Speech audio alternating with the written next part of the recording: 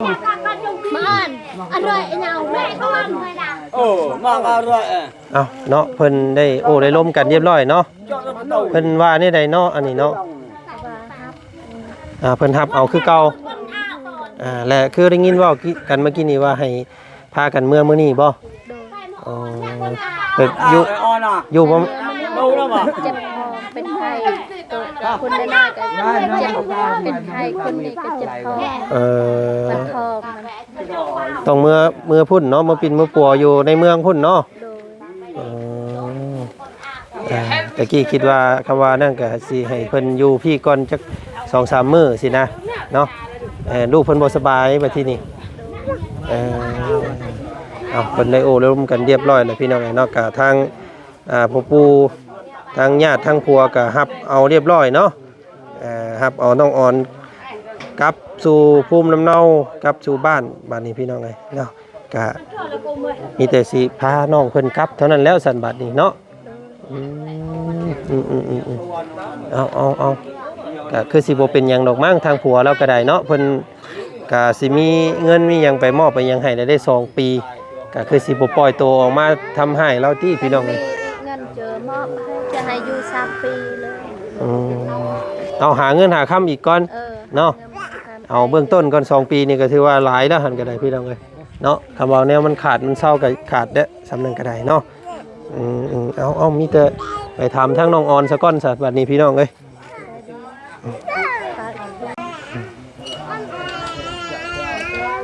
ไปเลยพ่อไปเลยนั่นตึงเลยจบใช่แล้วแม่ชะในท้องบอลไม่กล้าชั่วสักเด้อยนะไม่กล้าเด้อยให้น้องเพิ่นเก็บข้าวเก็บของบัดนี้เนาะใส่ทั้งใดก็ได้ใส่ข้างในก็ได้มีหยังก็มีหยังนำนี่เราขี้อ่อนเราไปขี้เด้ายืนจุก้อนอันผู้นี้ว่าเป็นญาติอันทางแม่น้องอ่อนเพิ่นน่ะอ๋อระบ่าวเพิ่นพุ่นอ๋อนี่ผู้เป็นเมียเราบ่อ๋ออันนี้เจ้าของเฮือนเนาะอ๋อเพิ่นเอาไก่เพิ่นก็เอาให้พี่น้องเอ้ยบัดนี้ไปโยนข้าวจะโยนมันต้องลองเรียกข้าวอะไรมื้อนั้นอายมาอ๋อกับหนึ่งต้องเวทมกเมื่อให้เราย่านฝนตกก็เอาเข้าในเอาไว้ในได้อยู่ดอกเนาะเพราะว่าลูกเรานี่สิได้นั่งนอกหมอย่านเขาเมารถพี่น้องเอ้ยมีแต่ผู้น้อยๆกับแม่เราน่ะนั่งในเนาะเบิ่งกันแล้วฟ้าฝนมาจักนี่พี่น้องเอ้ยเนาะหูลมแรงมาแล้วสิพากันฮุบหอบเมื่อบาดนี้เนาะบ่ได้เป็นคือคิดจักดีพี่น้องเอ้ยเนาะก็ทางน้องอ่อนเพิ่นเนาะก็ต้องได้กลับตอนนี้ด่วนเลยว่าซั่นพี่น้องเอ้ยเนาะเพราะว่าลูกเราบ่สบายคนใดก็บ่สบายนะหมอนี่บ่น้องน้อยเพิ่นก็บ่สบายบ่น้องอันผู้น้อยๆฮะเจ็บท้องการอยู่การกินบ่สะดวกสบายเนาะเมื่อใกล้แพทย์ใกล้หมอเนาะใส่มีหยังแน่ของเจ้าเก็บเบิ่งอยู่ข้าวของเอาบุกห่ออันใส่นั่นไว้พี่น้องเด้อโอ้คันเอาเองนี่เนี่ยแต่ตั้งแต่ปีเนี่ยเจอป้าเอาเอ้ยป้าเฮ้ยกูโยนเจอป้าเพิ่นเอาเงินให้เราบ่อยากเอาทางน้องอ่อนก็ได้ทางญาติเพิ่นเอาเงินยัดใส่มือใส่ตีนเอาพี่น้องเอ้ยน่าจิเขาเอาไอ้พี่กู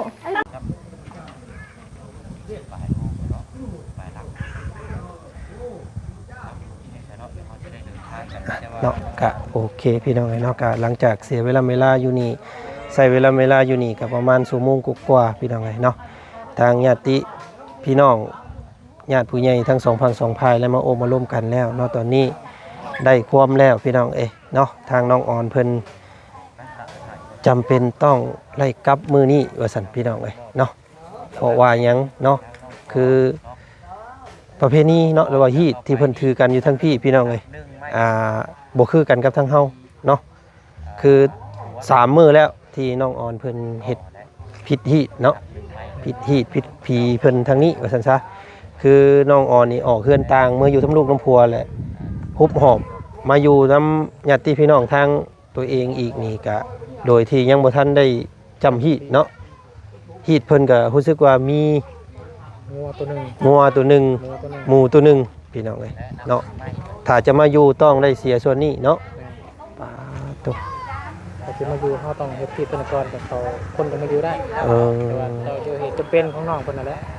เพราะว่าลบหนีมาพี่น้องเอ้ยก็หลายคู่หลายคนเชื่อว่าเนาะถ้าลงคลิปนี้ไปก็คือสิบ่เข้าใจกับประเพณีของพวกเพิ่นเนาะปกติเฮาหนีฮ้อนหนีหยังมามันก็เป็นเรื่องที่ส้นเศร้าก็เป็นเรื่องธรรมดาบ้านเฮาเนาะแต่พี่บ่ได้พี่น้องเอ้ยเนาะต้องได้เสียงัวเสียหมูซะก่อนจังมาส้นมานอนได้นะพี่น้องตัวน้อยตัวใหญ่โตมาตายคักบาดนี้เนาะก่อนอื่นค่ะทักทายสบายดีพ่อพี่น้องสบายดีหมู่เพื่อนบัดสุขุสุคนคือเก่าเนาะขอกันกับบ่จันบรรยากาศตอนบ่าย2 โมงกว่าแล้วพี่น้องไอ้ตอนนี้ก็ได้มืดฟ้ามืดพลเนาะคนก็สิฮุบหอบเมื่อบาดนี้เข้าน้ำซับปลาเต็มหลังรถอยู่พี่น้องเอ้ยเนาะทั้งเข่าทั้งญาติพี่น้องเพิ่นเอาให้แน่เนาะเป็นเข่าเป็นเสื้อผ้าหน้าแพรที่ทางญาติเราให้ก็สิพากันฮุบหอบขึ้นรถบาดที่นี่พี่น้องเอ้ยเนาะความคิดของพวกเฮาแต่ก่อนนั่นคิดว่าสิให้ทางน้องออนนั่นลบลี่อยู่ทั้งที่ก่อนจัก 4-5 มื้อสินะเนาะแต่บ่ได้เด้อเพิ่นว่าเนาะจำเป็นต้องกลับหนึ่งมาคือลูกของเราผู้หนึ่งนั่นถอกท้องพี่น้องแล้วก็ห่างไกลแพทย์หมอต้องเมื่อปีนเมื่อปัวอยู่ในเมืองว่าซั่นซะเนาะจังใดก็มีแต่ให้เพิ่นเกียมข้าวของพี่น้องเลยก็พากันนำส่งเมื่อข้าวของที่ว่าจันจะมอบให้ก็คือยุติก่อนกลับมาฮอดเฮือนเราพุ่นแหละพี่น้องเลยจังว่ากันอีกรอบนึงเนาะก็ถือว่าเสียไปลำเวลาถือว่ากับบ่เสียแล้วพี่น้องไอ้นอกก็ถือว่าทุ่มเวลาให้กับครอบครัวของน้องออน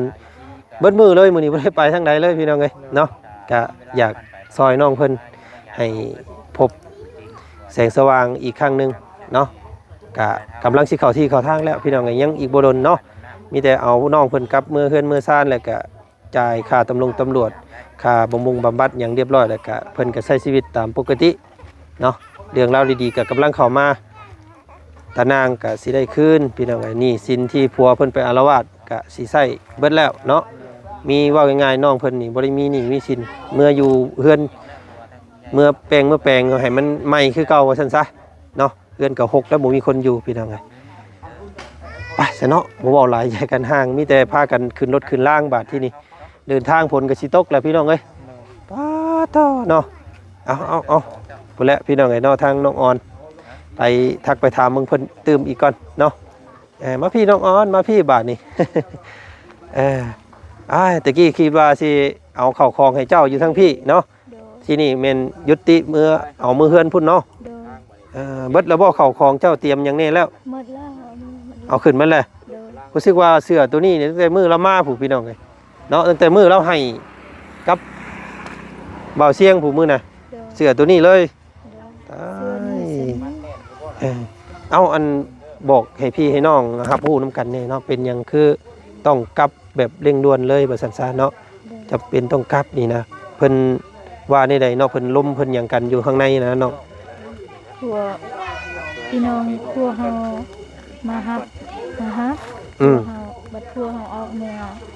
เฮ็ดแบบนี้พี่น้องพวกเฮาฮับหมดแล้วฮับเจ้าคืนไปแล้วเนาะเป็นอะไรกับน้องพัวพี่น้องพัวเขาครับไหมและอันคือได้ยินทางบ่าวบุญว่าเมื่อกี้นี้ว่าเจ้านั้นพิษฮีดอยู่บ่ตอนนี้มันเป็นนี่ใดน้องบอกอธิบายให้ฟังแน่เพิ่นยังบ่ได้แต่งฮีดเพิ่นบ่ได้ครับอันที่นี่มาอยู่เฮือนเพิ่นเลยเนาะโดยพี่น้องก็เลยเฮ็ดให้น้องน่ะคิดหลายบาดนี้เนาะอยู่กับบ่มีความสุขแล้วพี่น้องไงเนาะคิดผิดผีเพิ่นอยู่เนาะมีแต่พากันกลับเท่านั้นแหละสบายนี่เนาะเจ๊เอาลูกเต้ากับพี่น้องไงครบบ่แล้วเนาะเข้าของไปซะพี่น้องสิบริหารจัดการกันแบบว่า2คันรถลูกๆเราก็สิให้นั่งอยู่ข้างกระบะเนาะสิคอยเมื่อและเพราะว่าลูกเรามามื้อนั้นเราอ้วกพี่น้องไงเราเมารถนี่หมอ หมอนค้อนเพิ่นน่ะผู้ใหญ่หั่นอ้วกแตกอ้วกแตนเรามามื้อนั้นพี่น้องเอ้ยก็เลยมื้อนี้ก็สิให้น้องเพิ่นนั่งข้างหลังแต่ว่าน้องอ่อนให้นั่งข้างในกับน้องน้อยเพิ่นเนาะเพราะว่ามันยันลมยันอีหยังพัดเด้เนาะบ่เป็นหยังบ่นั่งข้างในเจ้าได้อยู่บ่ได้อยู่เนาะเอ้าให้ได้ทั้งนั้นพี่น้องเอ้ยไปซะผมว่า ก็ได้ ฮะ นั่งข้างหลังก็ได้ มันยันลูกผู้น้อยเจ้านี่แล้วเนาะ เขาเอาไปห่ม ถ้าห่มตุ้มเอาเนาะ โดย ไปซะเนาะพี่น้องไป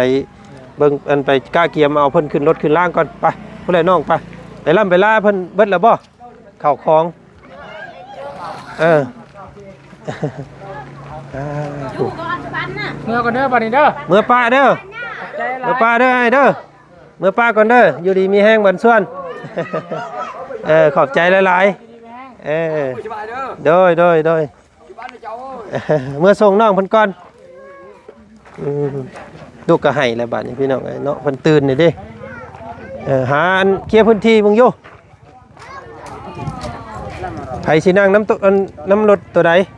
ก็เบิ่ง ทาง เนาะ ไฟซ่านั่งกี่ก็ได้ ผู้ชายนั่งพุ่นก็ได้ก็ จอด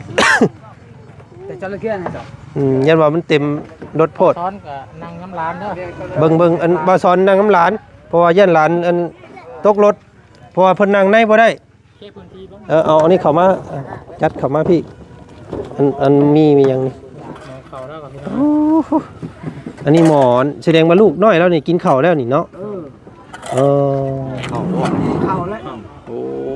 เดือดดอหมอเข่าเนาะพอดีแหละบางเมื่อสิแบะซื้ออันเข่าอันกล่องให้เพิ่นมันจังมาสักกล้องเนี่ยเนาะ ดีไข่เบิ่งดานดีๆเนาะให้เพิ่นมานั่งอยู่กลางนั่งอยู่กลางแล้วลูกหลานแล้วก็ให้น้องอ่อนเพิ่นมานั่งอยู่นี่เพิ่นนั่งในบ่ได้เราอ่ะยันอ้วก ข้างนอกบ่ เพิ่นยันอ้วกเพิ่นเมารถพี่น้องเอ้ยขึ้นไอ้เพิ่นนั่งในเพิ่นบ่นั่งเอาแพ้เอาอันผ้าตุ้มเอาอันเอ้ยเพิ่นกับเมื่อนำบ่เมื่อคือกันบ่โอ้นั่งเจ้าเป็นผู้ชายมานั่งเบิ่งเพิ่นแน่บอกเพิ่นแน่นี่เอาใส่เกียร์เรื่องยับเข้าไปแต่ไม่พูดต้องพื้นเลยจ้ะพูดต้องพื้นเลยได้มาดอกได้พูดต้องพื้นเอานี่ไว้ก่อนอันนี้เป็นไข่เด้ออย่าว่ามันแตกเด้อไข่ โดยเนื่อง นี่จะให้ว่าสอนเพิ่นนั่นแหละผู้ใหญ่ในอันผู้นั้นบอกสิคอยเมื่อดอกเนาะบ่แห้งดอกโดยคือทำไมเจาะตรงไหนโดยทำไมได้แล้วนั่งรถเข่านั่งรถย่านแต่ฝนได้มาห้ำนี่พี่น้อง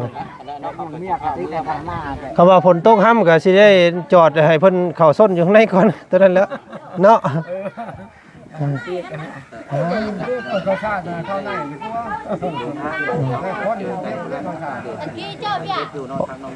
บ่คำฝนตกได้จังเฮาจังใหญ่มัน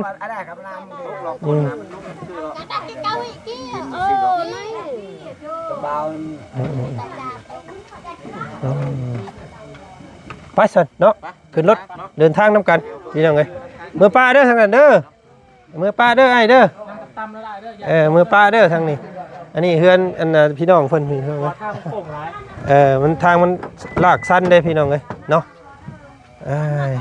เอาเป็นเวลาคำเติบได้พี่น้องเอ้ยเดินทางก่อนบ่เสียงแต่กูบอกเพิ่นเด้อลูกเด้อบอกเพิ่นเด้อบ่ให้โผล่หัวออกจังเด้อยันตกรถเด้อพากันนั่งดีๆสะได้ก็ฮอดดอกบ่เฮิงชั่วโมงนึงไปเดินทางพี่น้องเอ้ยไปพี่น้องเอ้ยเนาะก็พาน้องเพิ่นขึ้นรถขึ้นล่างเรียบร้อยเนาะก็พากันเดินทางมื้อนี้พี่น้องเอ้ยเนาะภารกิจพิชิตน้องอ่อนกลับบ้านพี่น้องเอ้ยเนาะเพราะว่าอยู่บ่ได้พิษผีเนาะพิษฮีทพี่น้องเอ้ยพิษฮีทพิษคลองเพิ่นเพราะว่าน้องเพิ่นนั่นมาน่ะบ่ได้ครอบบ่ได้เสียค่าฮีทเนาะต้องเสียงัวเป็นโตผู้พี่น้องแล้วก็หมูเป็นโต ในกรณีที่มันมาโดยประการสิบ่ แม่นมาแบบมา มีมา นี่ละ เนอะ มันแบบขึ้นเฮือนบ่ได้โดดนะแบบว่าคำเพิ่นได้ออกจากอันบ้านแล้วนะเพิ่นสิถือกันแบบนั้นอยู่พี่เนาะนี่เฮาก็บ่เข้าใจคือกันพี่น้องแต่ก็เป็นประเพณีของพวกเพิ่นเนาะชนเผ่าของพวกเพิ่นถือกันมาว่าซั่นซะก็สิว่าจังไดพี่น้องมีแต่คอยเมื่อเท่านั้นแล้วบาดนี้ปุ๊บภาวนาอย่างเดียวแล้วบ่ให้ฝนตกเท่านั้นพี่น้องเอ้ย ก็คือฝ่าคือฝนมาแล้วเนาะ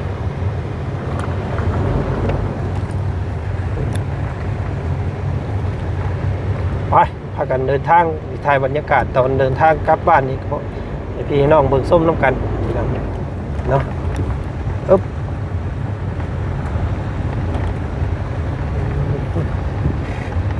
บ้านตาดสะแลน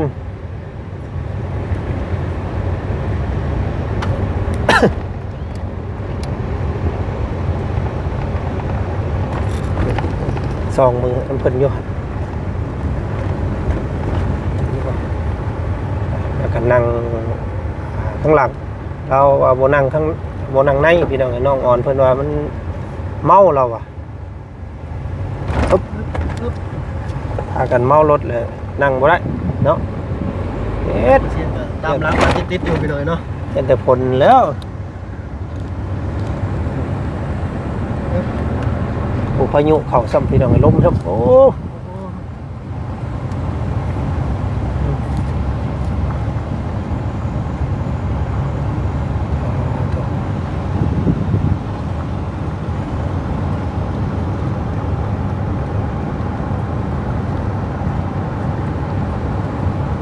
ไปสีไทยบรรยากาศเป็นช่วงๆให้พี่น้องเบิ่งส้มในการเดินทางพิชิตน้องอ่อนกลับบ้านเนาะ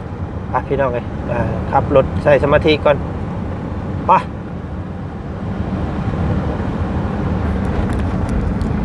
โทษ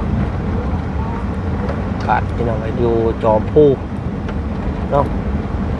ถ่ายทำให้พี่น้องเบิ่งการเดินทางของพวกเขาเนาะกับโมเมนต์ของง่ายพี่น้องเลยทุลักทุเลพอสมควรเนาะถ้าผ้าลมฝนตกนี่ก็โอ้ยพี่น้องถนนหนทางลื่นนี่ก็อันตรายเนาะ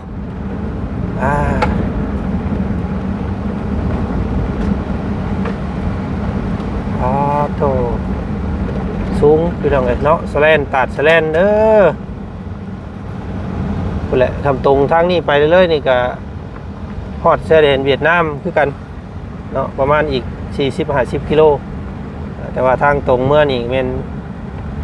ฮอดบ้านดงสวรรค์พี่น้องเอ็ด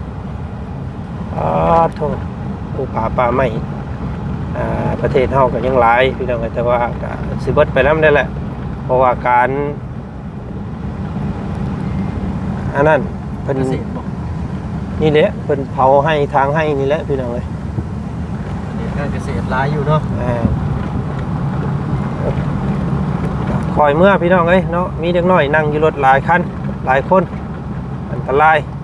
เราก็สิพยายามประคับประคองเนาะให้หลายที่สุดนั่นแหละว่าซะตัวลงคูวัน20%ความสูงเป็นยังไง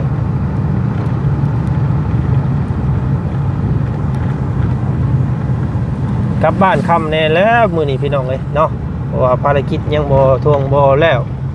หลายคู่หลายคนก็อยากให้แวะหาน้องปูน้องปลาน้ำแน่ฟังเบิ่งเด้อพี่น้องเด้อเนาะว่าคำว่ามันมีเวลาเฮ้ยยังทั้งน่ะเสียงแตกบลาบอยู่ไหมเฮือนบ่เฮ้ย ไม่จุดให้เด้ โอ้เฮ้ยจับ เดี๋ยวลงไปสักคน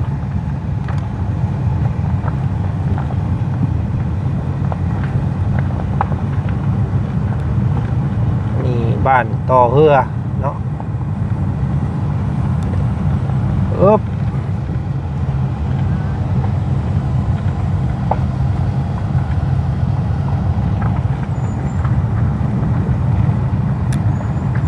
ก็จนห้องพี่น้องเลยสิเป็นเบรกเบิดแหละแต่เบิ่งใช้เบรกหลายโพด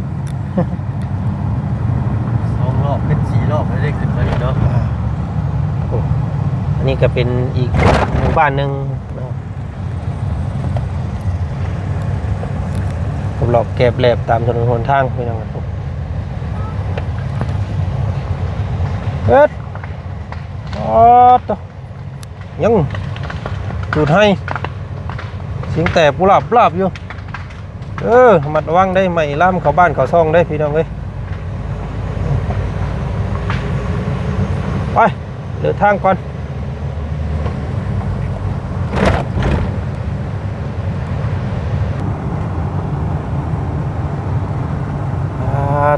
ทางนี้ก็ชาวบ้านเพิ่น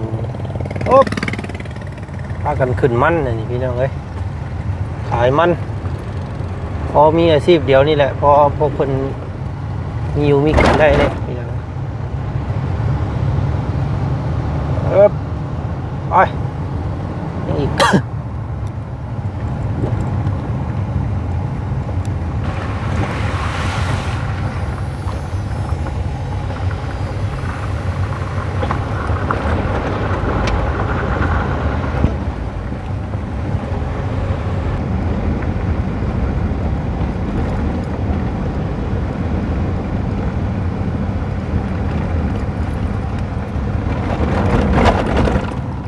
โอ้โหน้ำ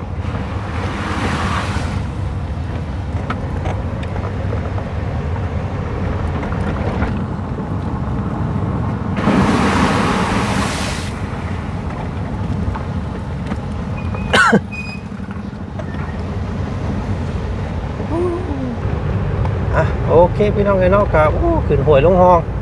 เนาะ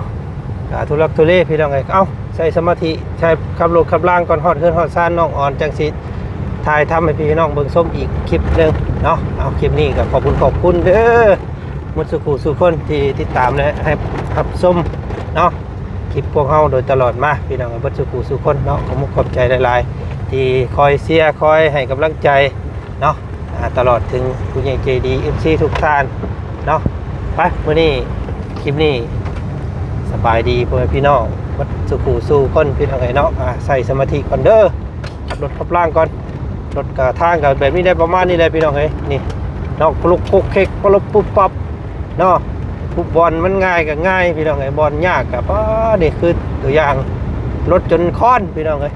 เนาะนี่หมักไข่ลังลุกจุกจักเอ็ดอุ๊บ